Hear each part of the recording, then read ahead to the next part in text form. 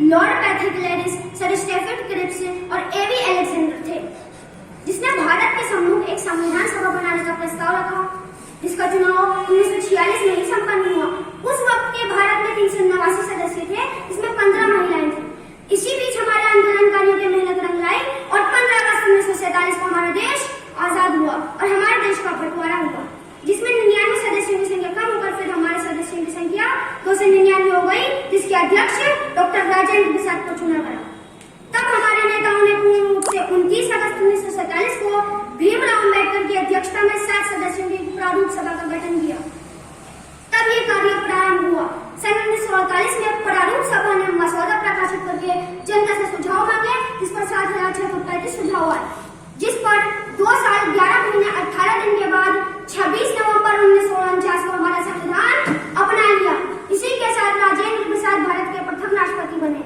इसलिए हम 26 नवंबर को संविधान दिवस मनाते हैं और 26 जनवरी 1950 को हमारा संविधान लागू हुआ। प्रिय साथियों, हमारे संविधान में 2/3 बहुमत से संशोधन भी हो सकते हैं। अब तक 127 बार संशोधन हो चुका है।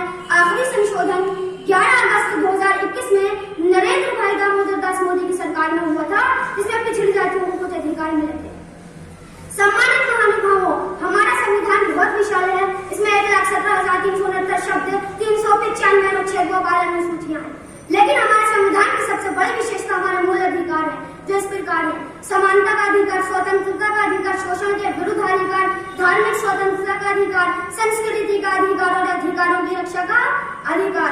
प्रिय साथियों, बात बहुत लंबी हो गई। ये संविधान हमें आसानी से नहीं मिला। इसके लिए हमारे देश के बाकी जवानों ने अपनी जानों की कुर्बानी दी है।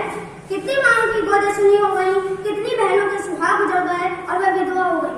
तब कहीं जाकर हमें संविधान मिला है। अब हमारा कर्तव्य है इसकी रक्षा करना, संविधान द्वारा बताए गए कर्तव्यों का पालन करना।